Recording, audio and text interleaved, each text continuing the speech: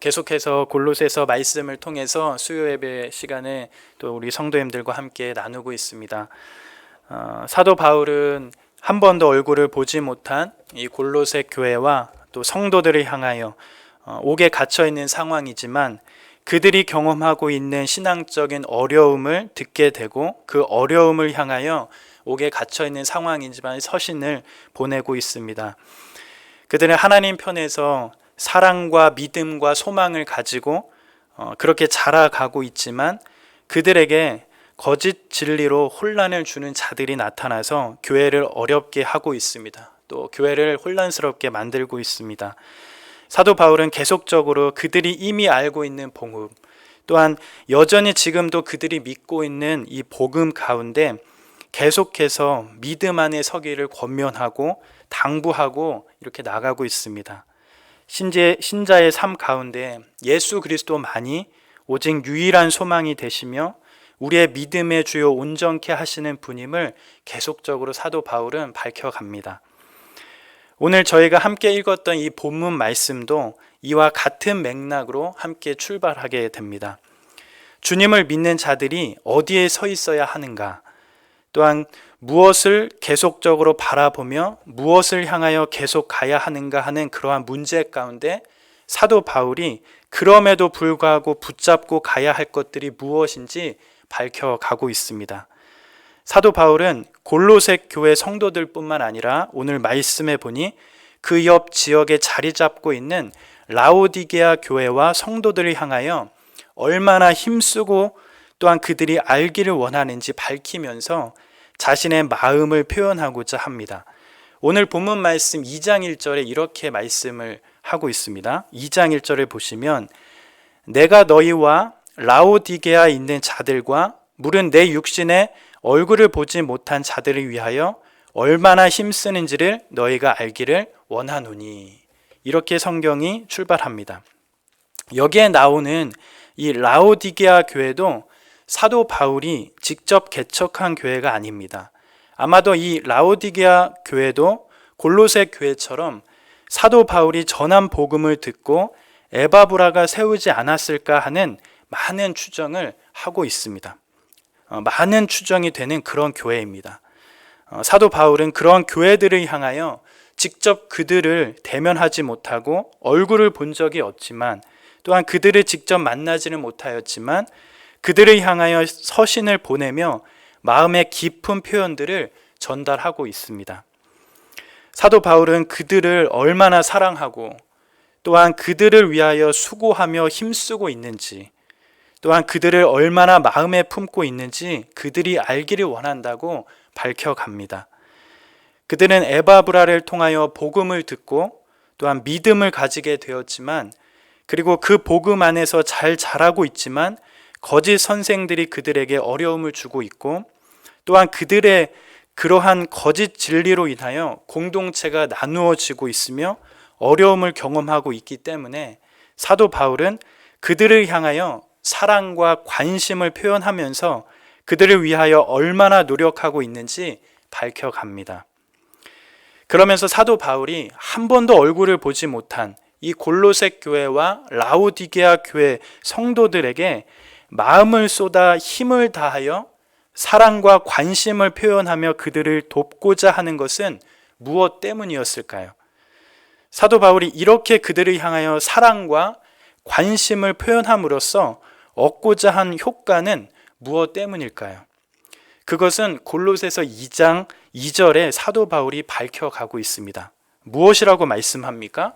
우리 골로새서 2장 2절의 말씀을 한번 읽어보도록 하겠습니다.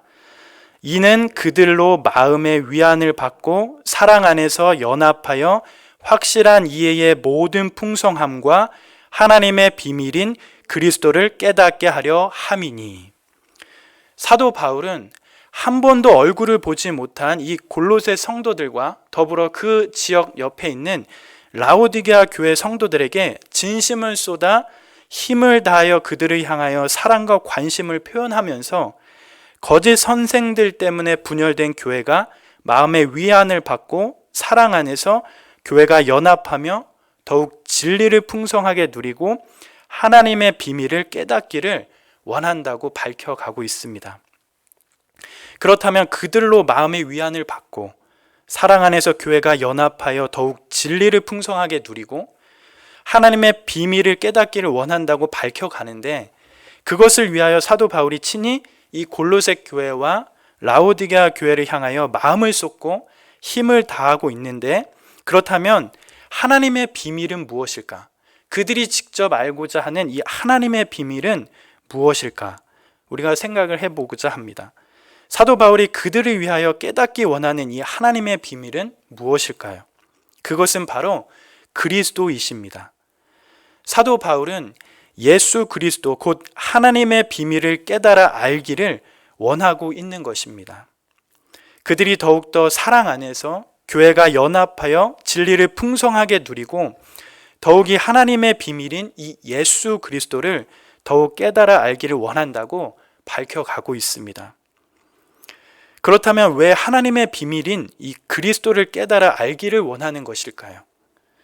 그것은 골로새서 2장 3절의 말씀을 하는 것처럼 그 안에는 지혜와 지식의 모든 보화가 감추어져 있기 때문입니다. 골로새서 2장 3절에 이렇게 기록하고 있죠. 그 안에는 지혜와 지식의 모든 보화가 감추어져 있느니라.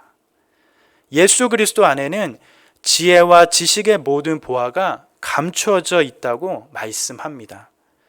하나님의 비밀인 이 그리스도 안에 지혜와 지식의 모든 보화가 다 들어있다라는 것입니다. 그렇기 때문에 사도 바울은 골로새 교회와 더불어 라오디게아 교회를 향하여 이것을 깨닫기를 원하며 힘을 다하여 마음을 쏟아 그들이 깨닫기를 원하고 있는 것입니다. 그들이 그리스도 안에 지혜와 지식의 모든 보화가 다 들어있다는 것을 깨닫는 것을 위하여 한 번도 얼굴을 본 적은 없지만 골로새 교회와 라오디게아 교회를 향하여 힘을 쏟아 마음을 다하여 사랑과 진심으로 서신을 보내고 있는 것입니다. 하나님의 비밀은 오랫동안 감추어져 있었습니다. 장구한 긴 세월 동안 사람들은 그 비밀을 모르고 살았습니다. 하나님이 메시아를 보내주실 것이라는 사실은 구약 성경에 예언된 것이었기 때문에 잘 알고 기다렸습니다. 그러나 예수 곧 하나님의 아들이신 그분이 사람이 되어 메시아로 오실 줄은 그 누구도 상상하지 못했습니다. 힘의 논리가 지배하는 세상에 구원자로 오시려면 힘이 있어야 합니다. 또한 권세는 물론이거니와 능력과 군대와 같은 힘을 가진 것이 있어야만 했습니다. 그런데 그 구원자는 우리와 똑같은 사람으로 이 세상에 오셨습니다. 배고프고 목마르고 피곤해하는 육체를 입고 우리와 다를 것이 없는 모습으로 이 세상에 오셨습니다. 사람들은 메시아가 특별한 임무를 수행해 주기를 기다렸습니다. 자신들만의 어떠한 기준과 어떠한 그림을 가지고 그 메시아를 기다리고 있었습니다. 그런데 우리에게 오신 예수는 너무나 평범했습니다.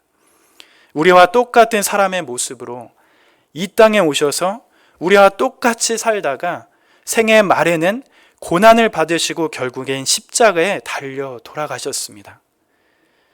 스스로 높아지고 또한 그런 것이 자연스러운 이 세상 가운데 우리 주님은 3년의 시간 동안 사랑하고 아끼고 가르쳤던 제자들에게 배신을 당하셨습니다. 그뿐 아니라 제자들은 주님의 곁에서 다 도망갔습니다. 세상 사람들이 볼 땐 이 예수께서는 실패자의 모습이었을 겁니다. 또한 십자가에 못 박혀 힘 한번 제대로 쓰지 못하고 돌아가셨습니다. 어떤 사람들은 예수께서 숨을 거두시며 마지막 순간까지 기대를 했을 것입니다. 예수의 손과 발에 박힌 못들이 갑자기 빠지고 십자가에서 내려오셔서 나쁜 사람들을 벌을 주는 그러한 기적을 바랬을 수도 있었을 것입니다. 그런데 예수께서는 그냥 힘없이 그렇게 그냥 돌아가셨습니다. 그리고 무덤에 묻히셨고 또한 그렇게 부활하셨습니다. 이것이 하나님의 지혜요 비밀이라고 말씀하는 것입니다. 왜 예수께서 하나님의 비밀이 되십니까? 예수께서 비밀이 되시는 것입니까? 세상 사람들이 상상도 못한 그 예수를 통해 어떠한 일이 일어났습니까? 하나님의 지혜와 능력이 우리에게 임하게 되었습니다. 하나님의 지혜와 능력이 우리에게 임했습니다. 세상은 조건과 자격이 모든 것이 됩니다. 한 사람을 보더라도 외모, 생김새, 돈이나 신분, 지위나 학교, 학벌이나 업적 등 모든 것으로 평가를 합니다. 이것이 바로 세상의 논리이고 세상에 살아가는 우리도 이런 것을 좋아하기도 합니다.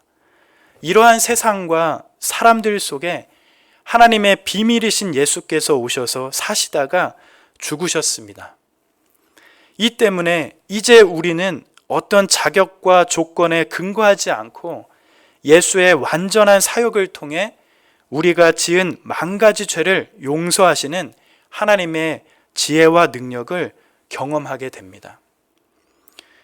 우리는 늘 실패하고 한계가 많아서 늘 허물과 연약함에 살아갑니다. 그러한 일들을 경험할 때마다 예수 때문에 내가 구원을 받았다는 사실이 얼마나 놀라운 하나님의 지혜요, 능력이 되는지 깨닫게 됩니다. 당연히 벌을 받아 마땅한 죄인이라는 증거가 나에게 나타날수록 예수 안에서 나를 구원하신 이 놀라운 진리가 하나님의 지혜요, 능력이라는 사실을 날마다 절실히 깨닫게 됩니다. 예수야말로 하나님의 비밀이십니다. 그 안에 하나님의 모든 지혜와 지식의 모든 보화가 감추어져 있습니다.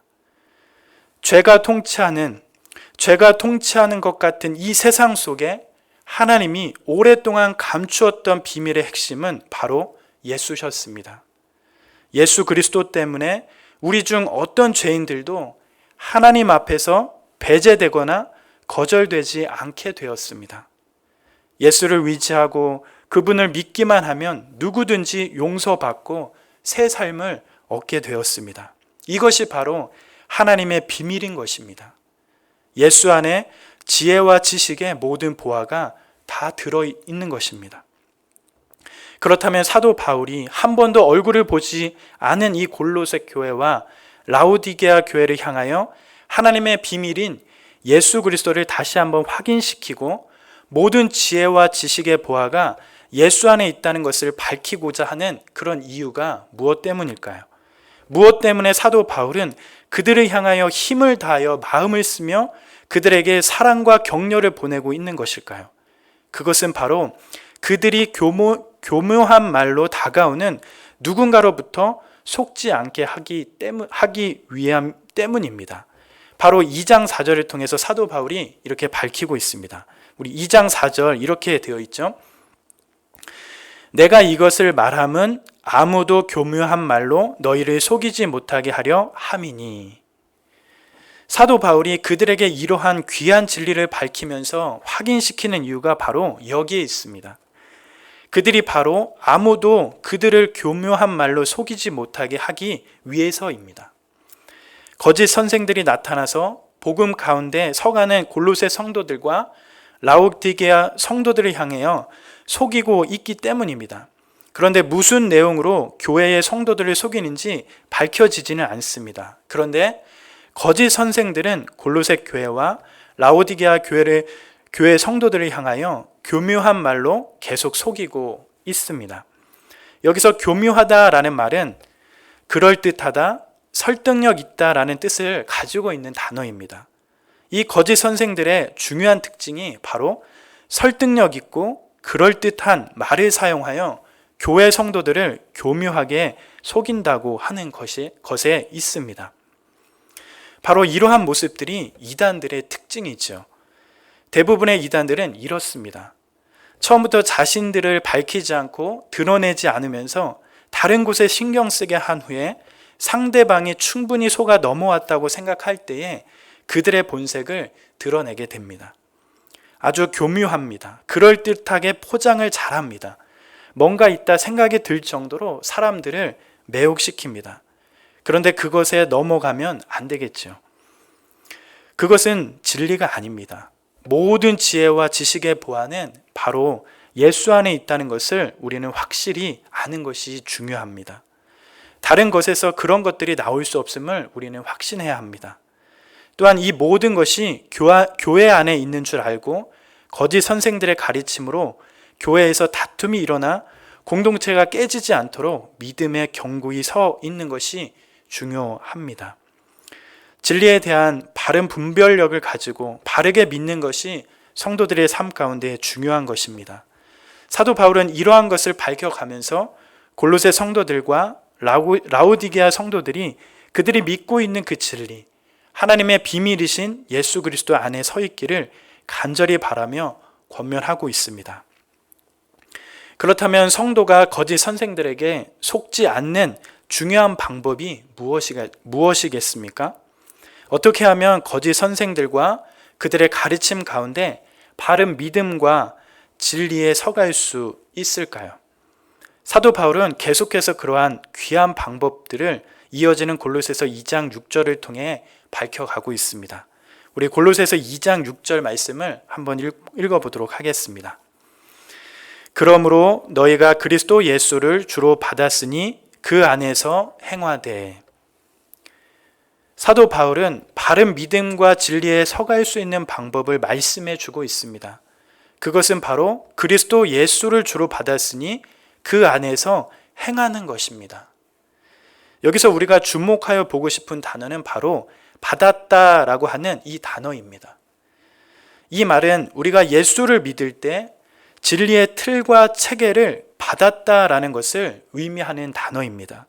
다른 말로 한다면 그리스도와 그의 의미에 대한 전통을 받아들인다라는 그런 의미로 번역할 수 있습니다. 때로는 수용하다 이런 단어로 우리가 의미를 가지고 번역하여 알 수가 있습니다. 그렇다면 이 말은 무슨 말입니까? 이것은 우리보다 앞서 믿었던 신앙의 선배들의 신앙 고백을 우리가 전승받아 믿는 것을 가르치는 말씀입니다. 이것을 우리는 사도적 진리라고 부르기도 합니다. 예수의 공생의 기간에 사도들은 그분께 선택을 받았고 그분을 모시다가 다니면서 함께 했습니다. 특별히 예수의 부활을 실제로 눈으로 확인하며 보았습니다. 그런 사도들이 초대교회 때 전해준 그 진리, 그것을 우리는 사도적 진리라고 말합니다. 우리는 무엇이든지 믿으면 기독교인이 되는 것이 아닙니다. 하나님을 믿는다고 말한다고 그리스도인이 되는 것이 아닙니다. 사도들이 전하여 준 그 진리를 받아서 믿어야 진짜 바른 성도가 되는 것입니다. 모든 시대의 복음은 하나입니다. 바울은 갈라디아서 1장 8절의 말씀을 통하여 하늘로부터 온 천사라도 우리가 너희에게 전한 복음 외에 다른 복음을 전하면 저주를 받을 것이다 라고 말씀합니다. 자신이 특별하게 겪은 어떠한 종교적 체험일지라도 또한 그것이 교회 안에서 일어난 일일지라도 받은 것이 아니면 아무것도 아닌 것입니다. 초대교회로부터 받은 것을 우리에게 전하여 주었고 우리는 그들이 전하여 준 것을 받아서 성도가 되었으며 교회를 구성하게 된 것입니다. 그래서 성도들은 모두가 하나인 것입니다. 그 받은 진리 안에서 우리는 하나가 되는 것입니다. 그렇다면 여기서 또 중요한 것은 우리가 받은 것은 바로 무엇일까요? 우리는 무엇을 받았죠? 무엇을 우리는 받았습니까? 바로 예수께서 십자가에 달려 돌아가신 것과 무덤에 묻히신 것과 그리고 그분께서 부활하신 것입니다. 바로 주님의 죽으심과 부활이 핵심입니다. 그래서 사도 바울은 골로새서 2장 6절을 통해 밝히면서 너희가 그리스도 예수를 주로 받았으니 그 안에서 행하라고 말씀하는 것입니다. 그리스도 예수를 우리는 주로 받았습니다. 그리스도 예수가 주인인 줄 알고 사도적 진리를 받았다는 것입니다. 바로 자기 자신이 주인이 아니라 예수를 주인으로 모시고 사는 자들이 성도라는 것입니다. 예수는 우리의 구주가 되시는 것입니다. 예수는 우리의 구주가 되시는 것입니다. 우리의 삶의 주인이 되십니다. 이러한 말씀을 통하여 우리는 거짓 선생과 그들의 가르침에서 바른 진리와 믿음이 무엇인지 분별할 수 있는 힘을 가지고 있고 또한 그것을 통하여 우리의 신앙의 참 모습을 발견해 가게 됩니다.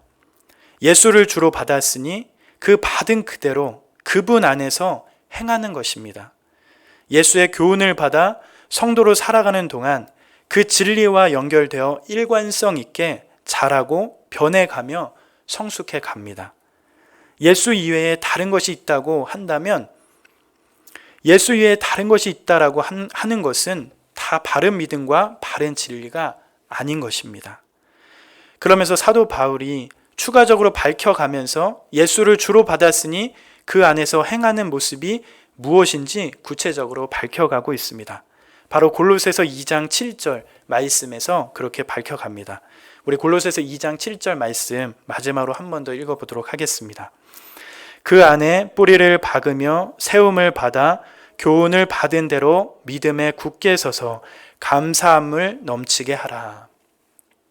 사도 바울은 거짓 선생들과 거짓 가르침으로부터 벗어나고 또한 바른 믿음과 바른 진리를 지켜가는 방법을 구체적으로 추가하며 밝혀가는데 그것은 무엇입니까? 바로 그리스도 안에 뿌리를 박으며 세움을 받아 교훈을 받은 대로 믿음에 굳게 서서 감사함으로 넘치게 하는 것이라고 밝혀가고 있습니다. 여기서 우리가 주목해야 할 단어는 뿌리를 박는다, 세움을 받는다, 교훈을 받은 대로 믿음에 굳게 선다라는 단어들에 있습니다. 뿌리를 박는다는 것은 나무가 땅에 박혀 있는 모습을 연상케 하는 은유적인 표현입니다. 잔뿌리들이 많이 나고 새로운 뿌리들이 많이 나오는 것이 더 중요한 것이 아니라 한 나무의 뿌리가 깊이 땅 속으로 뚫고 들어가 깊이 뿌리를 내리는 것이 중요합니다. 그래야 어떠한 비바람이 불어칠 때에도 땅에 있는 양분을 충분히 빨아들이고 어떠한 상황에서도 끈질기게 버틸 수 있는 그러한 힘이 생기게 됩니다. 또한 세움을 받는다라는 것은 건물을 세울 때에 어떠한 모습을 연상케 하는 은유적인 표현입니다. 땅에 털을 닦는 이유는 그 위에 건물을 세우기 위함입니다. 마찬가지로 우리의 신앙의 삶도 터만 계속 닦는 것이 아니라 그 위에 건물을 짓듯이 그 위에 집을 잘 세우는 것과 같은 것이라는 말씀입니다. 계속해서 자랄 수 있도록 우리의 믿음 위에 견고한 세움이 있어야 한다라는 말씀이죠. 또한 무엇이 필요하다고 말씀합니까? 교훈 받은 대로 믿음에 굳게 서 있는 것이 되어야 한다고 말씀합니다. 계속적으로 주님의 말씀을 위치하고 그 말씀이 나의 말씀임을 붙잡고 순종하고 그 말씀으로 성숙하고 변하는 것이 우리의 삶에 있어야 한다라는 그런 말씀입니다. 하나님의 말씀이 가르치는 그대로를 믿고 또한 그 믿음 위에 견고하게 서는 것이 모든 성도들을 향한 주님의 부르심입니다. 교훈 받은 대로 믿음에 굳게 서서 요동하지 않고 견고하게 세워지는 것이 하나님께서 우리에게 원하시는 모습임을 사도 바울은 밝혀가고 있습니다. 우리가 그리스도 안에 더욱 뿌리를 박으며 세움을 받고 또한 교훈 받은 대로 믿음에 굳게 서서 살아가게 된다면 그리스도 안에서 진리 안에서 그렇게 잘 서게 된다면 우리에게 어떠한 일이 일어나게 됩니까? 바로 7절 하반절에 사도 바울이 밝히고 있는 것처럼 우리 가운데 감사함으로 넘치게 된다고 말씀합니다. 우리의 삶에 감사가 넘치게 됩니다.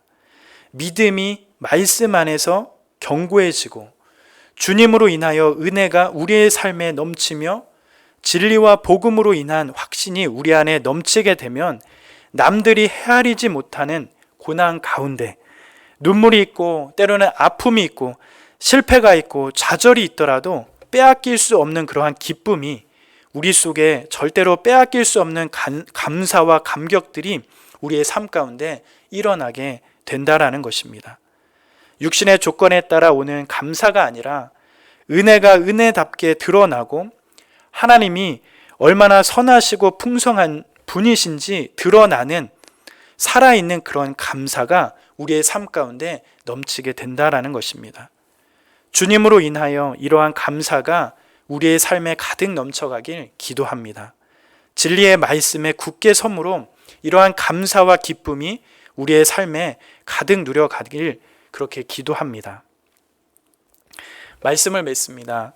오늘은 골로새서 2장 1절과 7절의 말씀을 살펴보면서 사도 바울이 거짓 선생과 또한 거짓 진리로 위협을 받고 있는 골로새 교회와 주변의 라오디게아 교회를 향하여 서신을 써내려가는 그런 말씀을 보게 되었습니다.